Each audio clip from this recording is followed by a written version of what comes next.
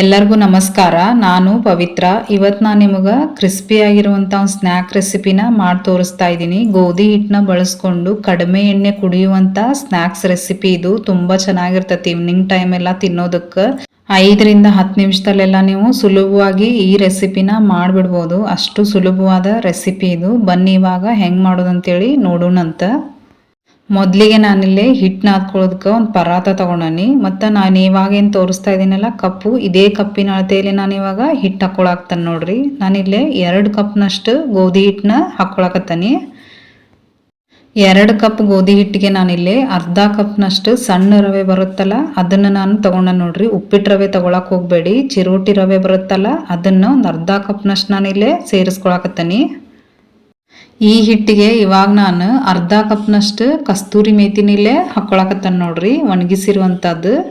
ಇದಕ್ಕೆ ಇವಾಗ ಅರ್ಧ ಟೇಬಲ್ ಸ್ಪೂನಷ್ಟು ಅರ್ಶಿನ ಪುಡಿ ಸೇರಿಸ್ಕೊಂಡನಿ.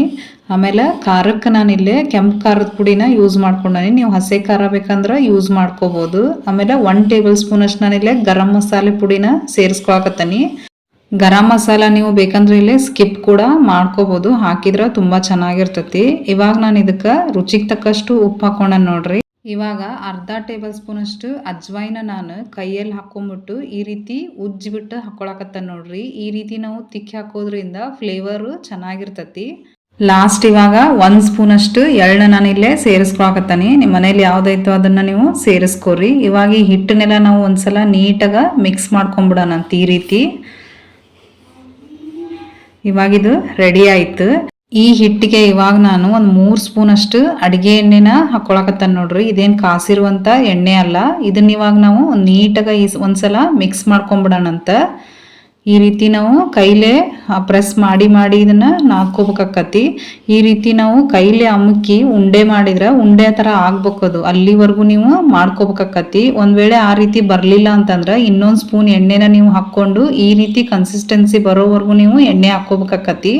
ಈ ಹಿಟ್ಟನ್ನ ಇವಾಗ ನಾನು ಸ್ವಲ್ಪ ನೀರು ಹಾಕ್ಕೊಂತ ನಾನು ಇದನ್ನು ನಾದ್ಕೊಂತ ನೋಡ್ರಿ. ಚಪಾತಿ ಹಿಟ್ಟಿಗಿಂತ ಸ್ವಲ್ಪ ಗಟ್ಟಿಯಾಗಿ ನಾದ್ಕೋಬೇಕು. ಜಾಸ್ತಿ ತೆಳುವಾಗಿ ಇದನ್ನು ನಾದ್ಕೊಳಕ್ಕೆ ಹೋಗಬೇಡಿ. ಆಮೇಲೆ ನೀರು ಅಷ್ಟ ಸ್ವಲ್ಪ ಹಾಕಿ ಪ್ರೆಸ್ ಮಾಡಿ ನಾದ್ಕೋರಿ. ಅವಾಗ ಹಿಟ್ಟು ಪರ್ಫೆಕ್ಟ್ ಆಗಿರ್ತೈತಿ. ನಾವು ಎಷ್ಟು ಚೆನ್ನಾಗಿ ನಾದ್ತೀವೋ ಅಷ್ಟು ಚೆನ್ನಾಗಿ ಸ್ನ್ಯಾಕ್ಸ್ ಬರ್ತೈತಿ. ಇವಾಗ ಇದು ರೆಡಿ ಆಗೈತಿ. ನಾನು ತೋರಿಸ್ತಾನೆ ನೋಡ್ರಿ. ಈ ರೀತಿ ಇಷ್ಟಾದರೂ ಗಟ್ಟಿಯಾಗಿ ಇರ್ಬೇಕಿದು. ಸೊ ಇವಾಗ ಇದನ್ನ ಒಂದು ಪ್ಲೇಟ್ ಮುಚ್ಚಿಬಿಟ್ಟು ಒಂದು 10 ನಿಮಿಷ ಇದನ್ನು ರೆಸ್ಟ್ ಮಾಡೋದಕ್ಕೆ ಇಟ್ಬಿಡೋಣಂತ. ಅಷ್ಟೊತ್ತಿಗೆ ನಾವು ಒಂದು ಮಿಕ್ಸ್ಚರ್ನ ರೆಡಿ ಮಾಡ್ಕೊಳ್ಳೋಣಂತ. ನಾನಿಲ್ಲೇ ಒಂದು ಕಪ್ಪಿಗೆ 2-3 ಸ್ಪೂನಷ್ಟು ಕಾರ್ನ್ಫ್ಲೋರ್ನ ಹಾಕ್ಕೊಳಕತ್ತಾನೆ ನೋಡ್ರಿ. ನೀವು ಒಂದು ವೇಳೆ ಕಾರ್ನ್ಫ್ಲೋರ್ ಇಲ್ಲ ಅಂತಂದ್ರೆ ಗೋಧಿ ಹಿಟ್ಟನ್ನು ಕೂಡ ಇಲ್ಲೇ ಬಳಸ್ಕೋಬೋದು. ನಾನು ಈ ಹಿಟ್ಟಿಗೆ 1 ಸ್ಪೂನಷ್ಟು ತುಪ್ಪ ಹಾಕ್ಕೊಂಡನಿ. ಆಮೇಲೆ 2-3 ಸ್ಪೂನಷ್ಟು ಅಡುಗೆ ಎಣ್ಣೆನ ಸೇರಿಸ್ಕೊಂಡನಿ. ಇದನ್ನ ಇವಾಗ ನೀಟಾಗಿ ಒಂದ್ಸಲ ಒಂದು ಸ್ಪೂನ್ಲೇ ಈ ರೀತಿ ಮಿಕ್ಸ್ ಮಾಡ್ಕೊಳ್ಳೋಣಂತ. ಇದು ಜಾಸ್ತಿ ತೆಳುವಾಗಿರ್ಬಾರ್ದು, ಗಟ್ಟಿಯಾಗಿರ್ಬಾರ್ದು. ಈ ರೀತಿ ಕನ್ಸಿಸ್ಟೆನ್ಸಿ ಇರ್ಬೇಕು. ಇವಾಗ ಇದು ರೆಡಿ ಆಯ್ತು ನೋಡ್ರಿ. ಆಮೇಲೆ ಎಣ್ಣೆ ಕೂಡ ನಾವು ಇವಾಗ ಕಾಯೋದಕ್ಕೆ ಇಟ್ಬಿಡೋಣಂತ. ನಾನಿಲ್ಲೇ ಒಂದು ಬಾಣಲಿಗೆ ಎಣ್ಣೆ ಹಾಕ್ಕೊಂಡು ಬಿಸಿ ಮಾಡೋದಕ್ಕೆ ಇಟ್ಕೊಂಡನಿ. 10 ನಿಮಿಷ ಆದಮೇಲೆ ನಾನು ಈ ಪ್ಲೇಟ್ನ ತೆಗಿತಾ ಇದ್ದೀನಿ ನೋಡ್ರಿ. ಈ ಹಿಟ್ಟನ್ನ ನಾವು ಚೆನ್ನಾಗಿ ನೆಂದಿರ್ತತಲ್ಲ, ಆದ್ರಿಂದ ಒಂದ್ಸಲ ನಾವು ಈ ರೀತಿ ಕೈಲೇನೆ ಇದನ್ನ ಚೆನ್ನಾಗಿ ಕಲಿಸ್ಕೊಳ್ಳೋಣಂತ. ಕಲಿಸ್ಕೊಂಡು ಈ ರೀತಿ 2 ಭಾಗ ಮಾಡ್ಕೊಂಡನಿಲ್ಲೇ. ಇದರಿಂದ ನಾವು ಉಳ್ಳೆ ಮಾಡ್ಕೋಬೇಕಾಕತಿ. ನಾವು ಚಪಾತಿ ಮಾಡ್ತೇವಲ್ಲ ಅದಕ್ಕಿನ್ನ ಸ್ವಲ್ಪ ದೊಡ್ಡದಾಗಿ ಮಾಡ್ಕೊರಷ್ಟ. ಈ ರೀತಿ ನಾನು ಎಲ್ಲಾನು ಉಂಡೆ ಮಾಡಿ ಇಟ್ಕೊಳತ್ತ ನೋಡ್ರಿ. ಇಲ್ಲೇ ಕಾರ್ನ್ಫ್ಲೋರ್ ಅಂದ್ರೆ ಎಷ್ಟೋ ಜನಕ್ಕೆ ಗೊತ್ತಿಲ್ಲ. ಕಾರ್ನ್ಫ್ಲೋರ್ ಅಂತಂದ್ರೆ ಅದು ಗೊಂಜಾಳ ಬರುತ್ತಲ್ಲ ಅದ್ರದ್ದು ಪುಡಿ ಅಷ್ಟ. ಅದನ್ನ ಪೌಡರ್ ಮಾಡಿ ಇಟ್ಟಿರ್ತಾರ. ನೀವು ಅದಿಲ್ಲ ಅಂತಂದ್ರೆ ಗೋಧಿ ಹಿಟ್ಟನ್ನು ಕೂಡ ನೀವು ಇಲ್ಲೇ ಬಳಸ್ಕೋಬಹುದು. ನಾನು ಹಿಟ್ಟಿನ ಉಂಡೆನ ಈ ರೀತಿ ಮಾಡಿಟ್ಕೊಂಡಿದ್ರೋದ್ರನ್ನ ಒಂದನ್ನು ತಗೊಂಡ್ಬಿಟ್ಟು ನಾವು ಯಾವ ರೀತಿ ಚಪಾತಿ ಮಾಡ್ತೇವಲ್ಲ ಆ ರೀತಿ ನಾವು ಹಿಟ್ಟಲ್ಲಿ ಎದ್ದುಬಿಟ್ಟು ಲಟ್ಟಿಸ್ಕೊಳಕತ್ತ ನೋಡ್ರಿ. ನಾನು ಹಿಟ್ಟನ್ನು ಅಷ್ಟ ಗೋಧಿ ಹಿಟ್ಟನ್ನ ತಗೊಂಡ ಇಲ್ಲೇ ಲಟ್ಟಿಸ್ಕೊಳಕತ್ತನಿ. ಈ ರೀತಿ ನಾವು ಚಪಾತಿ ಮಾಡ್ತೇವಲ್ಲ ಹಂಗಿದನ್ನ ಲಟ್ಟಿಸ್ಕೋಬೇಕಾಕತಿ. ಆದ್ರೆ ಒಂದೇ ಅಳತಿ ಒಳಗೆ ಲಟ್ಟಿಸ್ಕೋರಿ. ಇಷ್ಟು ದಪ್ಪಿದ್ರೆ ಸಾಕು. ಇವಾಗಿದು ರೆಡಿ ಆಗೈತಿ. ಇದನ್ನ ನಾನು ಒಂದು ಪ್ಲೇಟ್ಗೆ ಎತ್ತಿಟ್ಕೊಂಡ್ಬಿಡ್ತಾನೆ ನೋಡ್ರಿ. ಇದೇ ರೀತಿ ಇವಾಗ 2ನೇದು ನಾನು ಲಟ್ಟಿಸಿ ತೋರಿಸ್ತೇನೆ ನೋಡ್ರಿ. ಉಳ್ಳಿನೂ ಅಷ್ಟೇ ಸಮವಾಗಿ ಲಟ್ಟಿಸ್ಕೋರಿ. ಒಂದು ದೊಡ್ಡದು ಒಂದು ಚಿಕ್ಕದಾದ್ರೆ ಚೆನ್ನಾಗಲ್ಲ. ಒಂದೇ ಅಳತಿ ಒಳಗೆ ನಾವು ಒಂದೇ ಸೈಜ್ ಒಳಗೆ ಇದನ್ನ ಲಟ್ಟಿಸ್ಕೋಬೇಕಾಕತಿ. ಇವಾಗ ನಾನು ಇದೇ ರೀತಿ ಇಷ್ಟನ್ನು ಲಟ್ಟಿಸಿ ಇಟ್ಕೊಂಡನು ನೋಡ್ರಿ. ಇಲ್ಲೇ ಈ ಲಟ್ಸಿರೋ ಚಪಾತಿ ಇಲ್ಲೇನು ಒಂದು ಚಪಾತಿನ ಈ ರೀತಿ ಹಾಕ್ಕೊಂಬಿಟ್ಟು ನಾವೇನು ಅವಾಗಲೇ ಕಲಸಿಟ್ಟಿದ್ವಲ್ಲ ಕಾರ್ನ್ಫ್ಲೋರ್ ಮತ್ತು ಎಣ್ಣೆ ಅದನ್ನು ಇದ್ರ ಮೇಲ್ಗಡೆ ಹಚ್ಕೊಳಕತ್ತಾನ ನೋಡ್ರಿ. ಎಲ್ಲ ರೀತಿ ಚೆನ್ನಾಗಿ ಇದನ್ನು ಹಚ್ಕೊಂಬಿಡ್ರಿ, ಎಲ್ಲ ಕಡೆ ಈಕ್ವಲ್ ಆಗಿ ಈ ರೀತಿ ಸ್ಪ್ರೆಡ್ ಆಗ್ಬೇಕಿದು. ಅಲ್ಲಿವರೆಗೂ ಇದನ್ನ ನೀಟಾಗಿ ಒಂದ್ಸಲ ಹಚ್ಕೋಬೇಕತ್ತ ನಾವು. ಇದಕ್ಕೆ ನಾನು ಇವಾಗ ಗೋಧಿ ಹಿಟ್ಟನ್ನ ಈ ರೀತಿ ಮೇಲ್ಗಡೆಯಿಂದ ಉದುರಿಸ್ಕೊಳಕತ್ತಾನ ನೋಡ್ರಿ. ಈ ರೀತಿ ಎಲ್ಲ ಕಡೆ ಉದುರಿಸ್ಕೊಂಡಾದ್ಮೇಲೆ ಎರಡನೇ ಚಪಾತಿನ ನಾನು ಇದ್ರ ಮೇಲ್ಗಡೆ ಹಾಕ್ಕೊಳಕತ್ತಾನಿ. ಇದ್ರ ಮೇಲ್ಗಡೆನೂ ಅಷ್ಟೇ ಇವಾಗ ಸೇಮ್ ಅದೇ ರೀತಿ ನಾವು ಎಲ್ಲ ಕಡೆನೂ ಹೊಂದ್ಕೊಳ್ಳೋವರೆಗೂ ಇದನ್ನ ಕಾರ್ನ್ಫ್ಲೋರ್ ಮತ್ತು ಎಣ್ಣೆನ ಹಚ್ಕೋಬೇಕಾಕತಿ. ಆಮೇಲೆ ಮತ್ತು ಸೇಮ್ ಅದೇ ರೀತಿ ಹಿಟ್ಟನ್ನು ಕೂಡ ಉದುರಿಸ್ಕೊಳಕತ್ತಾನ ಇಲ್ಲೇ. ಆಮೇಲೆ ಮೂರನೇ ಚಪಾತಿನೂ ನಾನು ಹಾಕ್ಕೊಂಡ ನೋಡ್ರಿ. ಇದೇ ರೀತಿ ನಾವು ಎಲ್ಲ ಲೇಯರ್ ಚಪಾತಿನೂ ಹಾಕ್ಕೊಂಬಿಟ್ಟು ಈ ರೀತಿ ಒಂದ್ಸಲ ನಾನು ಲಟ್ಟಿಸ್ಕೊಳಕತ್ತಾನ ನೋಡ್ರಿ. ಈ ರೀತಿ ಜಾಸ್ತಿ ತೆಳುವಾಗಿ ಲಟ್ಟಿಸ್ಕೊಳಕ್ ಹೋಗ್ಬೇಡಿ, ಒಂದೆರಡು ಸಲ ಈ ರೀತಿ ಲಟ್ಟಿಸ್ಕೊಂಡ್ರೆ ಸಾಕು. ಇವಾಗ ಇದ್ರ ಮೇಲ್ಗಡೆನೂ ನಾವೇನು ಕಲಸಿದ್ವಲ್ಲ ಅದನ್ನು ಮತ್ತೊಂದ್ಸಲ ಹಚ್ಕೊಳಕತ್ತಾನಿ. ಈ ಸಲ ನೀವು ಸ್ವಲ್ಪ ದಪ್ಪವಾಗಿ ಹಚ್ಕೊಂಬಿಡ್ರಿ. ಆಮೇಲೆ ಹಿಟ್ಟನ್ನು ಕೂಡ ಉದುರಿಸ್ಕೊಂಡಾದ್ಮೇಲೆ ನಾವು ಈ ರೀತಿ ನಾನು ವಿಡಿಯೋದೊಳಗೆ ತೋರ್ಸಾತನಲ್ಲ ಆ ರೀತಿ ಇದನ್ನು ಫೋಲ್ಡ್ ಮಾಡ್ಕೊತ ಹೋಗ್ರಿ. ದೊಡ್ಡದಾಗಿ ಮಾಡ್ಕೊಳಕ್ಕೆ ಹೋಗಬೇಡಿ, ಚಿಕ್ಕದಾಗೆ ಇದನ್ನು ಫೋಲ್ಡ್ ಮಾಡ್ಕೊರಿ. ಈ ರೀತಿ ಸುತ್ತೋವಾಗ ಅದು ಎಡ್ಜ್ ಓಪನ್ ಇರುತ್ತಲ್ಲ, ಆದ್ರಿಂದ ನಾವು ಇದನ್ನು ನಾನು ತೋರ್ಸಾತನಲ್ರಿ ವಿಡಿಯೋದೊಳಗೆ ಆ ರೀತಿ ಇದನ್ನು ಒಂದ್ಸಲ ರೋಲ್ ಮಾಡ್ಕೋಬೇಕಾಕತಿ.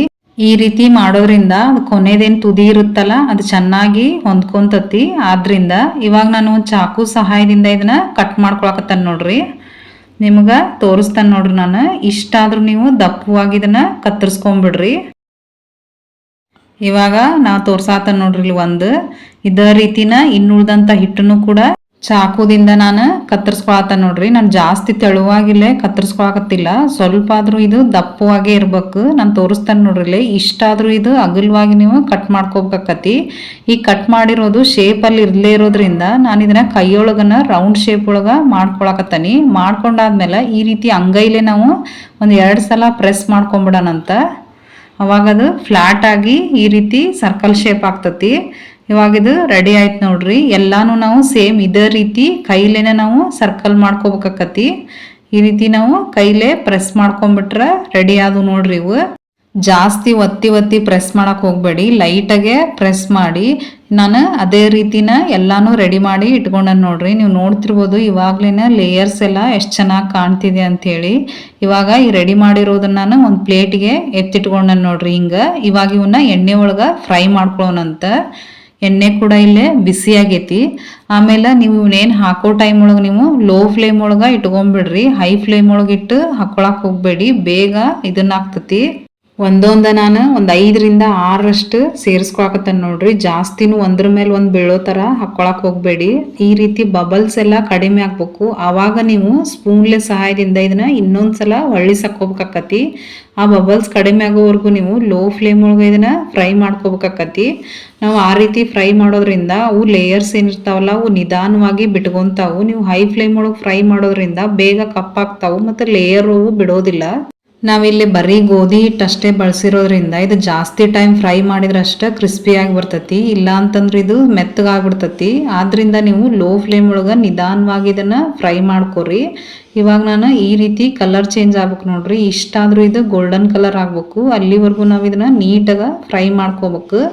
ಇವಾಗ ನಾನು ಇದನ್ನೆಲ್ಲಾನು ಒಂದು ಪ್ಲೇಟ್ಗೆ ತೆಗೆದಿಟ್ಕೊಳ್ತಾನೆ ನೋಡ್ರಿ. ಇಲ್ಲೇ ಈ ಸ್ನ್ಯಾಕ್ಸ್ ರೆಸಿಪಿ ಜಾಸ್ತಿ ಎಣ್ಣೆ ಕೂಡ ಕುಡಿಯೋದಿಲ್ಲ, ಕಡಿಮೆ ಎಣ್ಣೆ ಒಳಗೆ ನೀವು ಮಾಡ್ಕೊಂಬಿಡ್ಬೋದು. ಅಷ್ಟು ಸಿಂಪಲ್ ಆಗಿ ಮತ್ತು ಸೂಪರ್ ಆಗಿರೋಂಥ ರೆಸಿಪಿ ಇದು.